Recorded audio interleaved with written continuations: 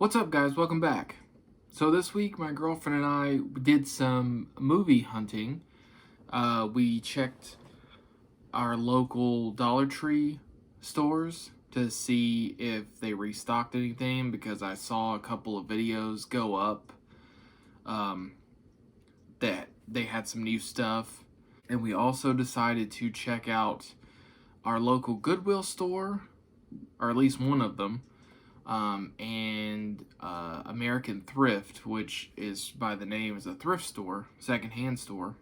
And I got some goodies. Got a pretty big haul. I kind of splurged a bit in the movies. We went to, like I said, the Dollar Tree. We went to a couple locations. I found some stuff at one Dollar Tree. I found like one thing at another, and then the third one they had nothing, which was disappointing, but whatever. And then I got a nice haul at the American Thrift and a little at Goodwill. So I guess we're gonna start off with Dollar Tree. One of the locations here. I left everything in the bag, so so all divided up, so I remembered where everything was from. But this here is from one of the Dollar Tree. I think the first location, the one that's closest to our house, which coincidentally had nothing. The last week or the week before, when the previous video that I made, they had nothing when I went to look. This time, they had the most out of the three locations. But yeah, so found some pretty good stuff. A lot of DVDs, so I was happy about that. So here we go. Let's check them out. So we'll start with the Blu-rays first, since people seem to love the Blu-rays. So first up, we got Horrible Bosses, which I've only watched one time, but I remember enjoying it enough to own it for $1. And got the Blu-ray, which is cool. Which with comedies, it's whatever. It's not that big a deal to get Blu-rays. But if you don't know about this one, Jason Bateman, Charlie Day, of course, and what's that guy? I forget his name. It's got a bunch of stars on Jennifer Aniston, Colin Farrell, Kevin Spacey. I'm not a big fan of Jennifer Aniston, but damn, she's actually pretty good in this movie. If you've never seen this movie before, it's basically about these three guys. Each of them have horrible bosses. Obviously, they're just some of the worst people in the world, and so they decide to to basically kill their bosses, but instead of each one of them killing their own boss, they basically just have, each other plan for each other to take out their, bosses. So it's a pretty good movie, pretty good comedy. The cast is great. There's not much else I can say about that. Then I got this CBGB movie, which is about the famous club in New York City, where a lot of pretty big names in the music scene came from. The Ramones were a big one, the Talking Heads and stuff like that, Blondie. But yeah, it stars Alan Rickman, which is awesome. Never seen it before. I've never watched it before. I saw it previously, and for some reason just slipped my mind of why, what it's about, and saw somebody else pick it up, and I was like, whoa, that's about that club and stuff. So, but yeah, it's Alan Rickman stars as a legendary NYC club owner, Hilly Crystal, who during the 1970s wanted to create a venue for country, bluegrass, and the blues music, thus named CBGB. When those acts became difficult to book, he shifted the club's focus to local bands when those acts became I went back to the previous thing. The clubs focused on local bands playing original music, launching the careers of Patti Smith, Blondie, the Talking Heads, and the Ramones, and helping to define New York's punk scene with a change the face of music. It also has Ashley Greene, Rupert Grint, Johnny Galecki, so really looking forward to checking that out. I have not watched it previously. Next one we got, We're the Millers. I saw this one time and I actually really enjoyed it. I was surprised. I wasn't expecting a lot, but I did enjoy it. I think it's enough for $1, especially like for a low price. I went ahead and picked it up. It's actually pretty good. Jason Sudeikis, that's who it is. Jason Sudeikis. I think I'm saying that. I hope I'm saying that right. But yeah, Jason Sudeikis. That was in Horrible Bosses. So yeah, small town pot dealer David Clark, played by Sudeikis, must become a big-time drug smuggler and devises a foolproof plan. He convinces his neighbors, stripper Rose, which is played by Jennifer Aniston, loser Kenny, and runaway, played by Emma Roberts, to create a fake family. With one huge RV and a ton of laughs, the Millers, in quotes, head south of the border for a 4th of July weekend that is sure to end with a bang. Pretty good movie. Oh, and Jason, Jason? Will Poulter is also in it too. So I mean, it's a good cast, and it's got some memorable moments, I think. Then next up we got a double feature: Harold and Kumar Go to White Castle, and Harold and Kumar Escape from Guantanamo Bay. Never seen the Escape from Guantanamo Bay. Seen Go to White Castle quite a few times. I actually own that one digitally. I got it on sale a while back. But yeah, again, for $1, you cannot beat that. Of course, the Harold and Kumar Go to White Castle is all about the two guys. They're two stoners. They get high and then they decide, hey, I want White Castle. Then the local White Castle, they find out, is closed. It's closed down, and it's been replaced by some other burger place. And so they go on a trek to go to the nearest White Castle, which is, 30 miles away or something like that. I can't remember exactly. But yeah, then hilarity ensues because they get into a bunch of antics and stuff like that. They meet a bunch of colorful characters and stuff along the way, including Neil Patrick Harris. I hope that's not a spoiler, but yeah. But I mean, if you haven't seen Harold and Kumar Go to White Castle by now, but yeah. So look, I'm glad that I own that now, like a physical copy of that, and I'm looking forward to watching Escape from Guantanamo Bay. I don't know if it holds up to the original or not, but we'll see. And then the last Blu-ray in this location, this first Dollar Tree, I got the Twilight Saga Breaking Dawn Part 1. I originally bought Part 1 on DVD from Dollar Tree in my previous Dollar Tree haul video. Luckily I found the Blu-ray because I got the Blu-ray of Part 2 in that same haul. So I was kind of annoyed I had the DVD of Part 1 and the Blu-ray of Part 2, so picked up the Blu-ray. So that's it for the Blu-rays there. Now we go to the DVDs. Found this gem, which I was pretty happy about, Pablo Francisco. They put it out there. I have actually seen this stand-up special. It's a really good one. I like Pablo Francisco.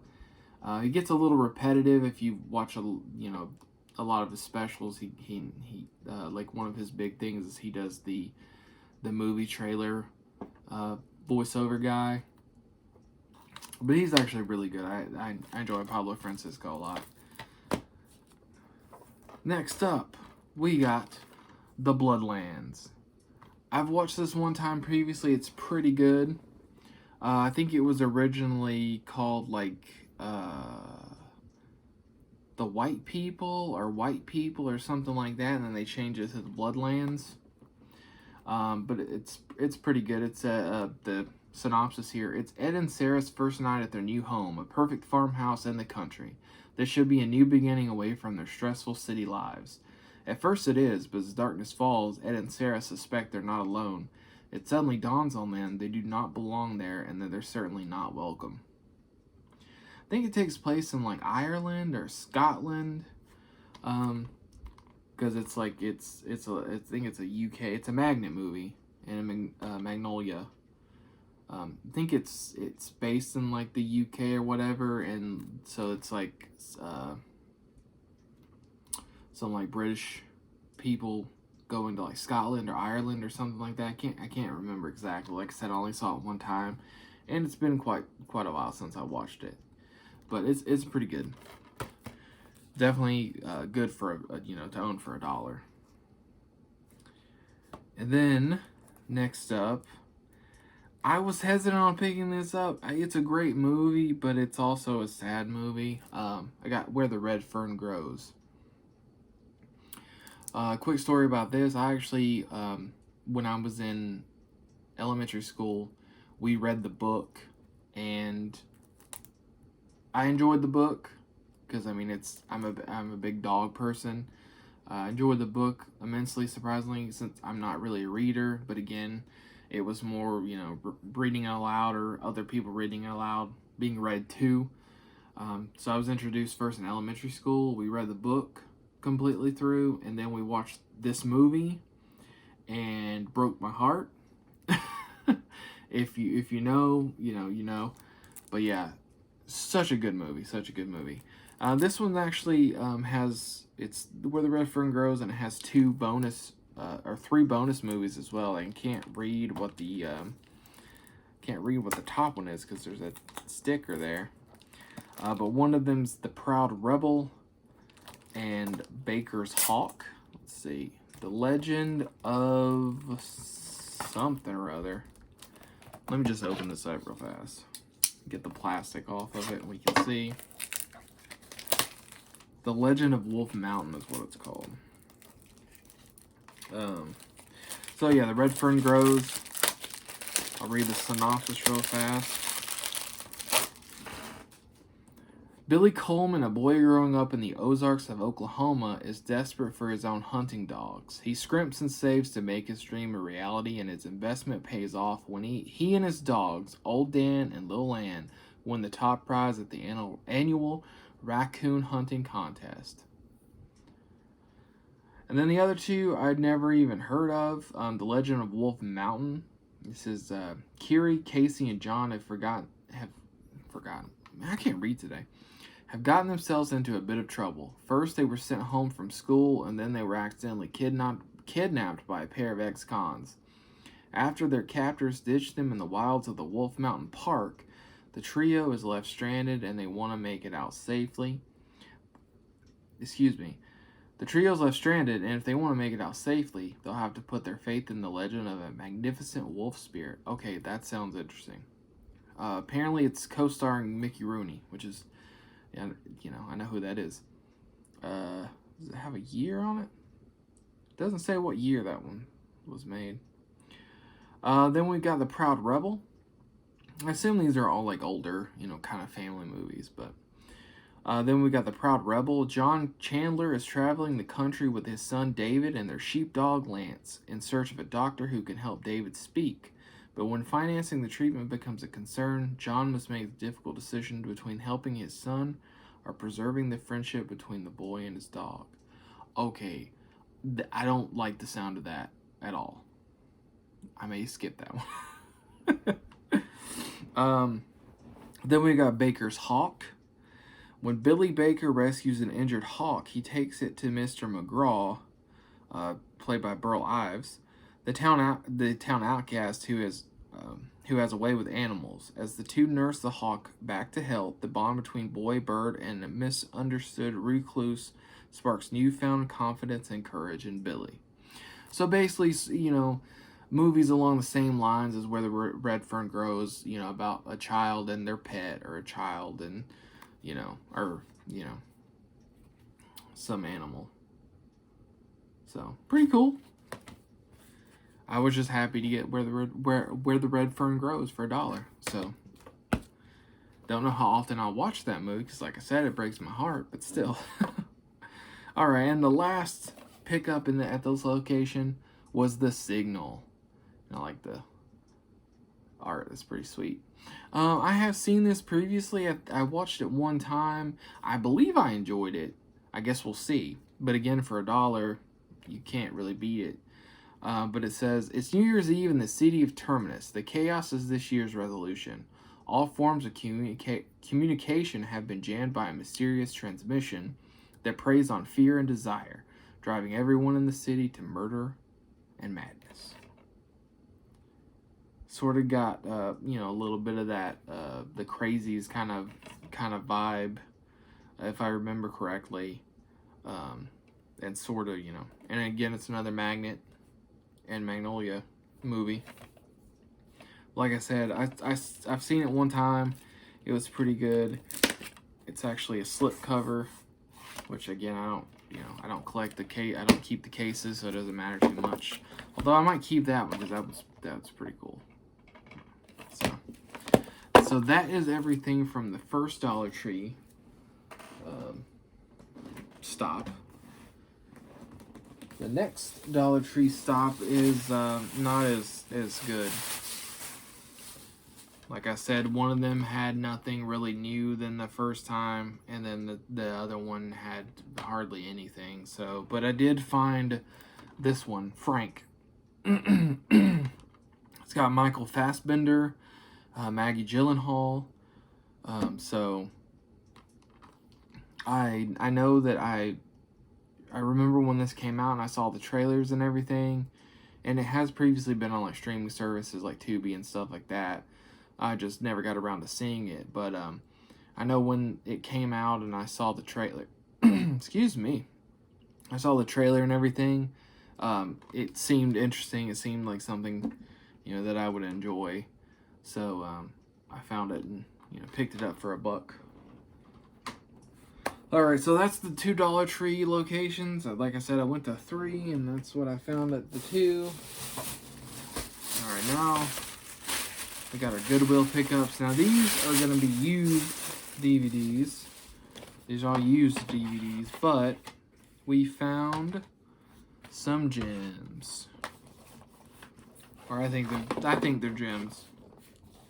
One of them for sure is a gem because I've wanted to pick it up recently, and the price, especially new, is ridiculous for a DVD. But so yeah, this is the Goodwill. So first of all, we have Joyride and Joyride 2. So this one here, this is the one I wanted to pick up for a while because I loved this when I was younger, and I haven't seen it in a really long time, and I've been wanting to see it. But to own it, it is ridiculous. Like even for a used copy. So yeah, all of these I think were like, how much was it? Like 2 something. They were under $3. They're under $3 each. Which I'm gonna be going back to Goodwill when they have the they supposedly have each week they have a new tag color, and whatever tag color that week is 50% off. So a lot of the ones that I got were like orange, or the ones that I put back were like yellow and orange. Most of these are orange that I picked up. But so yeah, if you've never seen Joyride, I've never seen any of the sequels. I think there's Joyride 2 and 3. Haven't seen any of those, but I did see the original. It's got Paul Walker, Steve Zahn, and Lily Sobieski. Probably not saying that right. I know who she is. I've seen her in other stuff. Like she did a lot of movies back in like the early to mid 2000s.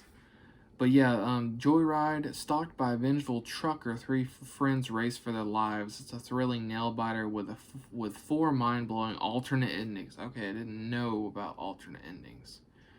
29-minute alternate ending, 4 shocking new endings in all. Anyway, that doesn't really tell you a lot about the movie if you don't know about the movie. Basically, about these three friends that prank a truck driver that they don't know, you never see. They prank him, he gets mad, and he chases them down, tries to kill them. Basically, yeah. So, and then the second one, which I've never seen, is Joyride 2: Dead Ahead. When four friends embark on a road trip to Vegas looking for fun and a few cheap thrills, they have no idea that they're about to fall into a blood-drenched carnal house of tension, torture, and the darkest depths of pure primal fear. After the car breaks down in the middle of nowhere, they must find a way back to civilization, but their plan soon arouses the malice of Rusty Nail, a murderous, vengeful trucker with insatiable appetite for gruesome mutilation and sadistic pain, and he'll stop at nothing to ensure they pay their toll one body part at a time. I can't read our talk today, but yeah. Rusty Nail, I believe, is the same, or at least the name of the trucker in the first Joyride.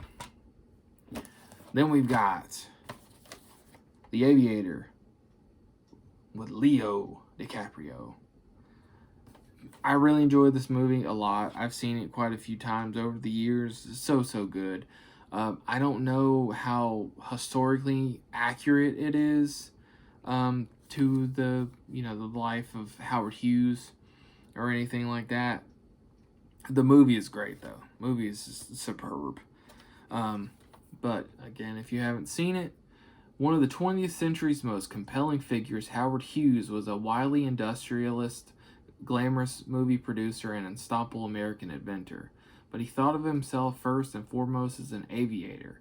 In the spectacular epic, director Martin Scorsese focuses on the most profile period in the life of Hughes, the mid-1920s, through the the mid-1920s through the 1940s. It was a time of brilliant aeronautical invention, turbulent love affairs, including one with Katharine Hepburn, played by Cate Blanchett, and savage corporate battles. Prepare yourself for the ride of the lifetime of this billionaire genius madman. It's a really good movie. It's really sad because he had OCD and had a pretty difficult life especially in the later years when it got really bad. So really good movie though. Next up, we got the HBO stand-up special, Dane Cook Vicious Circle. I know a lot of people hate this guy these days, but I was a big fan of him back in like, the heyday, the height of his popularity and everything like that, and I really enjoyed this special. These all here, oh yeah, I already said that. They were under $3 a piece. I thought this was a really good find. It's got the slip cover. I mean, it's got double disc. I mean, it's even still got the insert in it, which is just, advertising other titles. But yeah, couldn't pass that up. I figure, new or used, I haven't checked, but I figured new or used, this thing's probably more expensive online than, like on eBay or whatever, than what I paid for it. So, excuse me. All right, next up, we got Mel Gibson and Helen Hunt in What Women Want. Say what you want about this. It's like it's a rom-com, whatever. It's so good though. Mel Gibson, before he went insane, is, I was a big fan of Mel Gibson. I still enjoy at least, the old stuff. Lethal Weapon, Maverick. But yeah. So this, if you've never seen this one, like again, it's a romantic comedy. It says Mel Gibson plays Nick Marshall, a swinging bachelor scaling the corporate ladder of one of Chicago's hottest agencies. But Nick's fast-track success is derailed when the agency overlooks him and hires beautiful Darcy McGuire, played by Helen Hunt. as a new creative director. As Nick's prospects begin to dim, he is jolted by a freak accident that leaves him with the extraordinary ability he can hear what women think and want.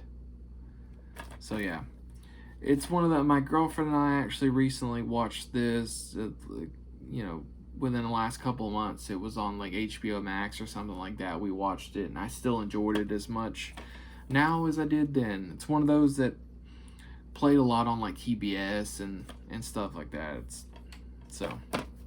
But yeah, pick that up because why not.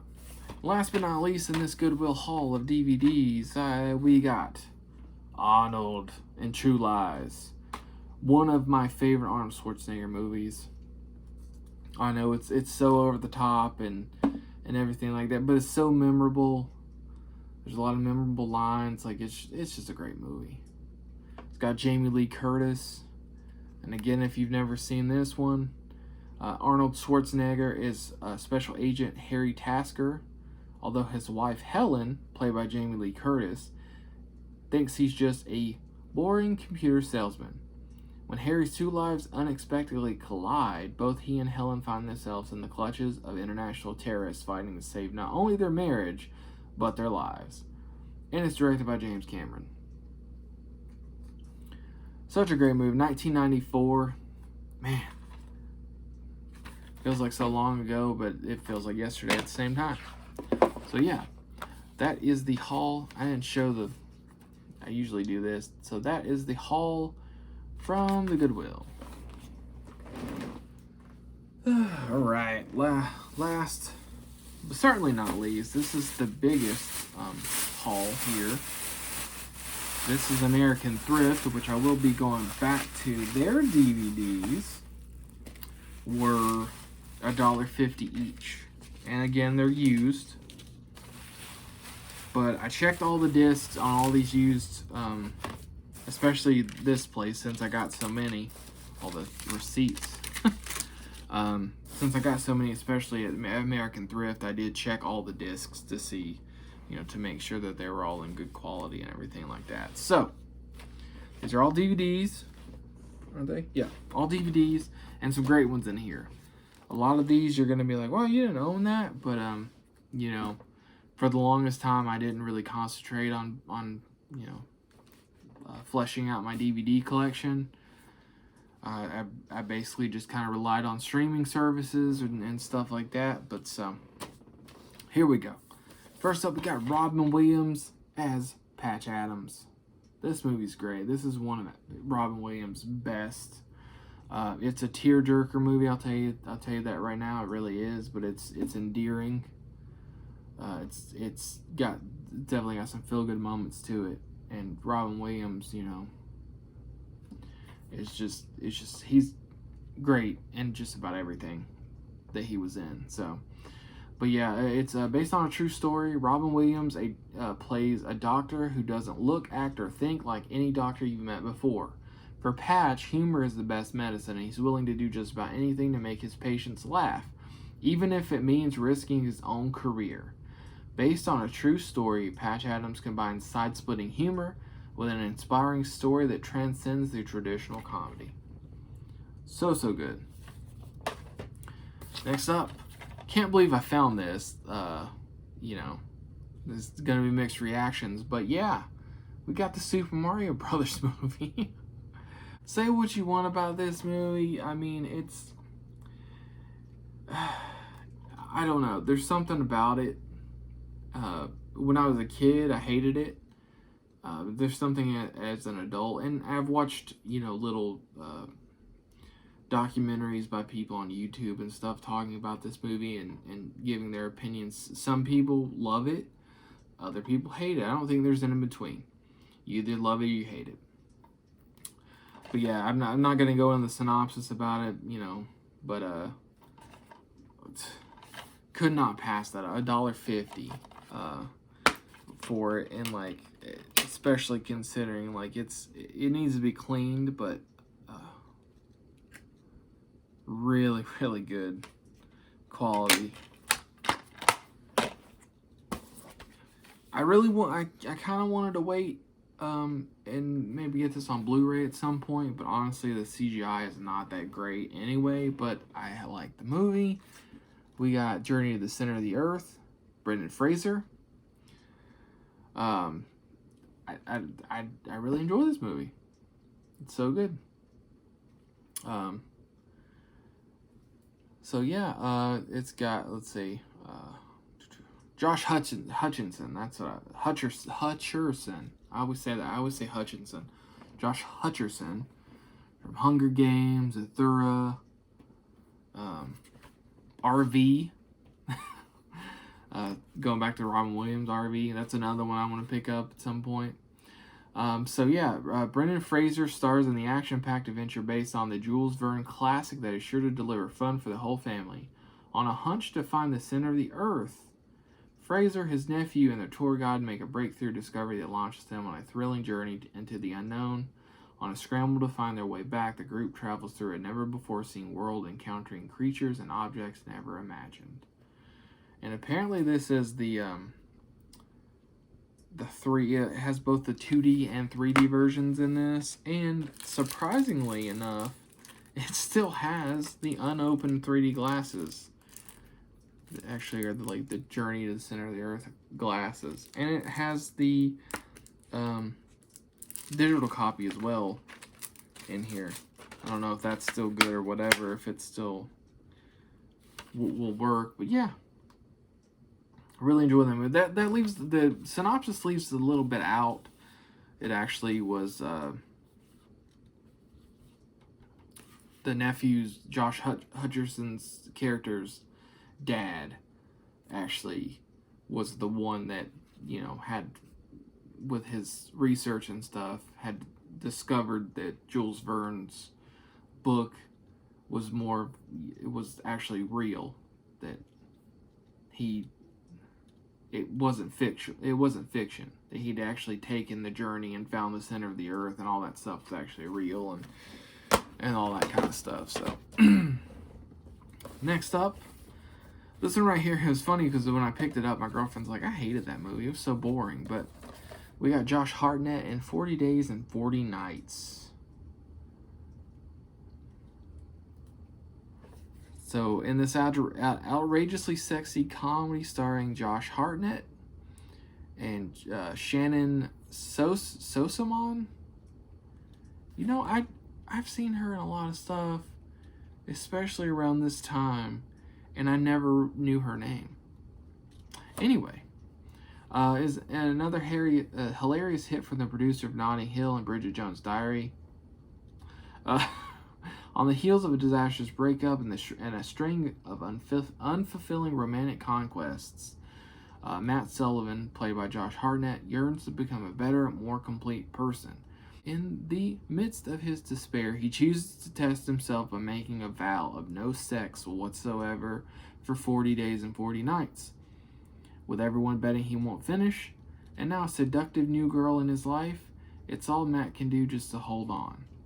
So yeah, bad breakup, decides to be celibate for 40 days and 40 nights, and then meets this gorgeous girl, and yeah, it's pretty good.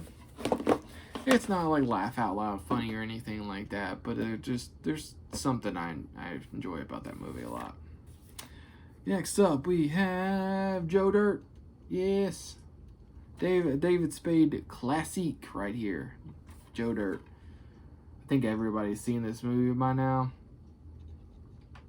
It's really funny, by the way. I'm a huge horror fan, and that's most of what I watch. But also I would say, you know, I also watch a lot of comedy, a lot of action, you know, sci-fi, fantasy type movies. But I've noticed that I've been buying a lot more comedies and stuff. And I think it's the fact that I own a majority of the horror movies that I want to own. Because that's largely my collection, is horror movies. So I've kind of been fleshing out my comedy and stuff lately. But yeah, Joe Dirt. Again, if you've never seen it, David Spade plays Joe Dirt, whose search for his family has him hitting the road and keeping it real with every lowlife he meets, including a sweet hottie, a janitor, played by Christopher Walken, and a psychotic cannibal with whom he has a brief interlude. Through it all, Joe keeps on trucking all the way to LA, where a shock jock, DJ, played by Dennis Miller, targets Joe as the butt of his show. But Joe's plucky spirit encourages listeners to cheer him on and help him find a better family than the one he thought he wanted. Yeah, the whole premise is, he's a janitor at this radio station. Dennis Miller is the host, decides to make fun of him, bring him on the air and make fun of him and stuff, and Joe starts telling his story and ends up, basically the whole movie is just him telling the story and stuff, that he came to LA to find his family and all this.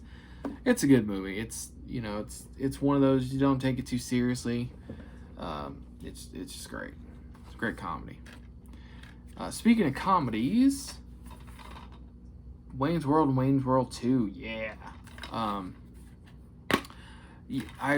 My girlfriend and I actually just recently watched Wayne's World 2 on Amazon Prime. I think it's on Prime, included on Amazon Prime right now, and it still holds up.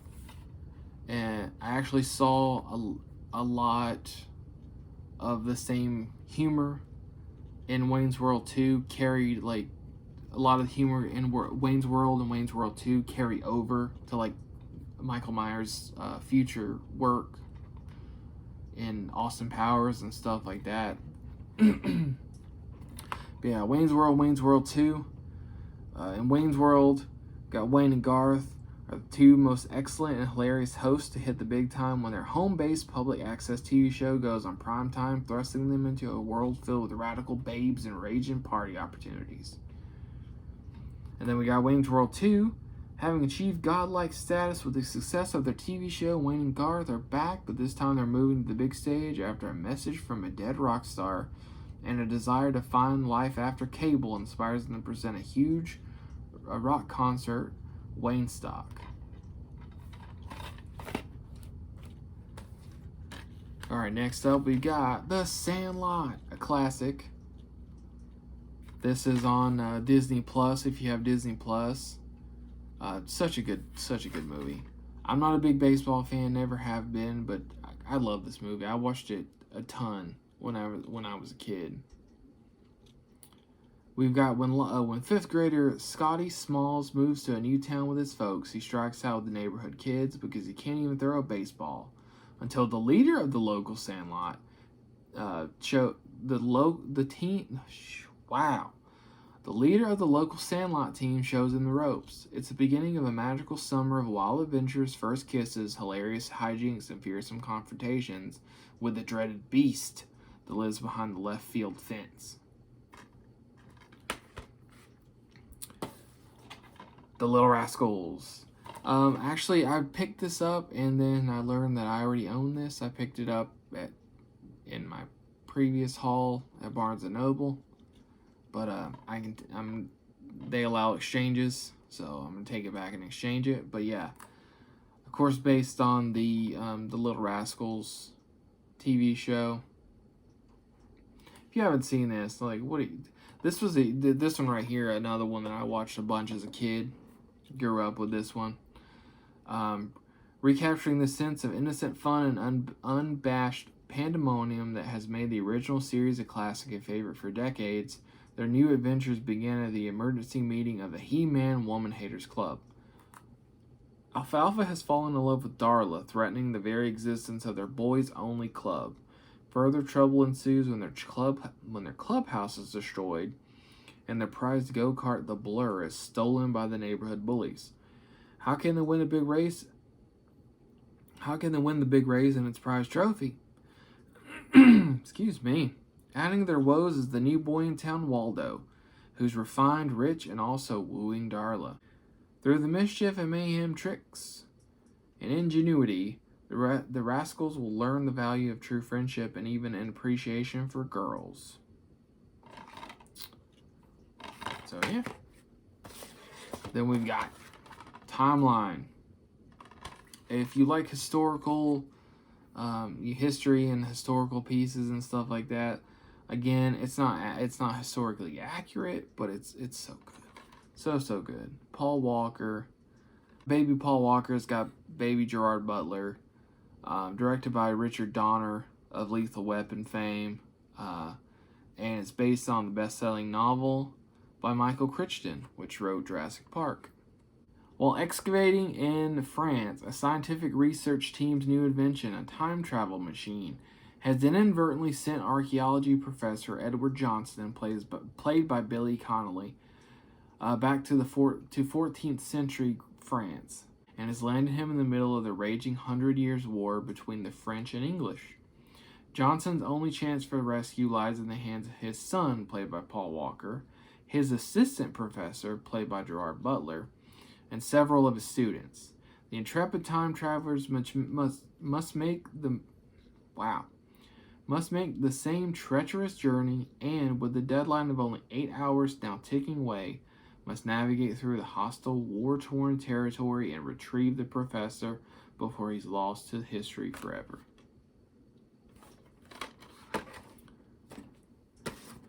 Alright, next up, another classic. From the producers of Jurassic Park and the director of Speed, we got Twister. So, I mean, what can I really say about Twister? So good. So good. My girlfriend and I actually watched this earlier this year. I rewatched this earlier this year. It's still so good. Bill Paxton, Helen Hunt. It's got Philip Seymour Hoffman in it, which his character is absolutely just great in that movie. So good. So it's basically about Helen Hunt and Bill Paxton's character and their team. They have a new invention. They're trying to get up into a tornado that it's supposed to help basically make.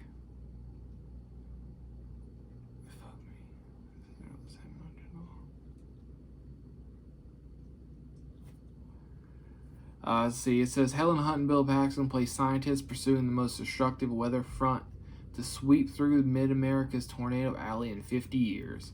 By launching electronic sensors into the funnel, the storm chasers hope to obtain enough data to create an improved warning system, but to do so, they must intercept the Twister's deadly path. The chase is on. Armageddon. Bruce Willis. I mean, everybody's so young in this one. It's crazy. Liv Tyler, Ben Affleck, Bruce Willis. Billy Bob Thornton is in it. I forgot he's like the one of the guys at NASA. Steve Buscemi. Man. Great cast, great movie. When NASA's executive director, Dan Truman, played by Billy Bob Thornton, realizes the Earth has 18 days before it's obliterated by a meteor the size of Texas, he has only one option. Land a ragtag team of redneck oil drillers on the asteroid and drop a nuclear warhead into its core. Boop. Alright, next up, we got Meet the Fockers. It's a pretty good movie. I really like Meet the Parents.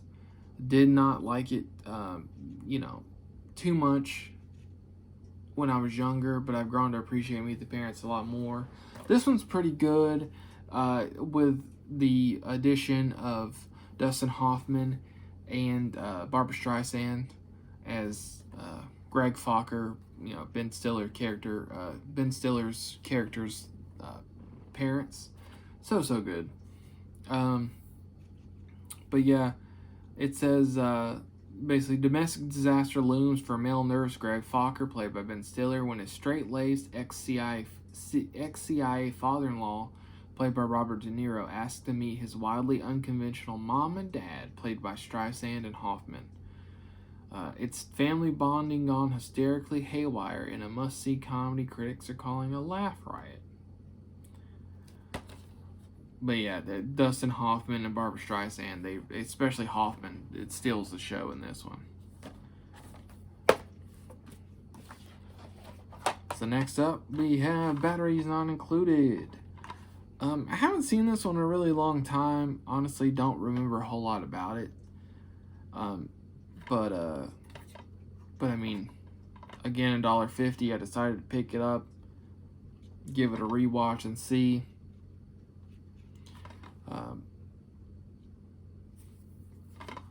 But yeah, see, let's see what it's. There's always garbage at the back that's just like, oh, this is the biggest movie ever. When an unscrupulous real estate developer sends thugs into a deteriorating tenement to get rid of the last 5 tenants, they need nothing short of a miracle to stay where they are. In this delightful fantasy presented by Academy Award winner Steven Spielberg, little stands between the brave holdouts and the street. But one night when all hope seems lost, tiny visitors from outer space mysteriously glide through their windows. As if in answer to their prayers, the incredible creatures begin to turn the tide with their magical powers. So yeah. Alright, last pickup of this haul. We finally got a horror movie, guys. We got The Haunting of Molly Hartley. I actually went and saw this when it came out in theaters. What is this, 2005? 2008? But I was actually working at the movie at a movie theater when this came out and went to go see it. I really enjoyed it. The sequel to this was it The Exorcism of Molly Hartley? Or Possession of Molly Hartley? I don't remember. Not as good. This one's good. I enjoyed this one. But I enjoyed this one. Let's see here. Molly Hartley hopes that her mother. But yeah, it's starring Haley Bennett. I don't really remember too much. Oh, yeah. Starring Haley Bennett. See, Molly Hartley, played by Bennett, hopes that with her mother locked away in a mental ward, she can forget the violence of her family's past and start over. She has found a new life, a new school, and a new boyfriend. But when her secret past and haunting nightmares continue, Molly fears she has inherited her mother's psychosis. What she doesn't know is that she's inherited something else. A secret far more horrifying than any fate she can imagine, and the destiny she cannot avoid. Pretty good. I don't remember what this actor's name is there. Don't remember what his name is, but I remember he was in the Dawn of the Dead remake. He's pretty good in this movie. He's her dad. He's the main character's dad in it. He's pretty good. It's a good movie. I feel like that's another one of those that people either love it or they hate it. A lot of people don't really seem to remember it. So, but yeah. So that was the big haul there from American Thrift. Definitely the most out of all the ones that I got. But yeah. Pretty successful trip out. Went a little bit out of control. Bought a lot of movies. Checked off a lot of my list of ones that I wanted to buy, which is always nice. I don't know if you're like me. Obviously, I don't have a list of all movies, but I do have a list when I think of certain movies that I'm like, oh yeah, I'd like to own that. You know, I put it in a note on my phone so that way I have it. I also keep a list of all of my movies on my phone also, so then that way I don't double buy movies. Well, except for in the case of the Little Rascals, obviously. But yeah. So I had a lot of fun. My girlfriend and I had a lot of fun. We were exhausted by the time we got home that night, but had a lot of fun looking at all the movies and stuff like that. And I will be going back out. I know for sure I'll be going back to American Thrift and I'll be going back to Goodwill whenever the yellow or orange tags are on sale. Pick up some more movies. But thank you once again for joining me, checking out my movie haul, and seeing what I came across. It's always fun to share these hauls and briefly talk about movies and stuff, and give a little bit of backstory about seeing movies for the first time, or what I think about certain movies and stuff like that. I'm horrible at giving movie reviews, because a lot of the time it's basically I liked it or I didn't like it. I don't really know what to say about a movie other than that. I would be interested in doing some movie reviews eventually. I don't know what movies to review, and I honestly don't know how entertaining they would be. But if you'd like to share ideas for what you'd like to see in future videos, I'm all ears. Just drop in the comments. Also, tell me, did you buy any new movies this week? Did you hit up Dollar Tree or anything like that? Did you buy any new movies? You buy any old movies? Did you watch anything good? Anyway, again, thank you for watching, and I will be back soon with some more something, whether it be movie haul, movie review, toy haul, something like that. I'll be back. I'll see you then.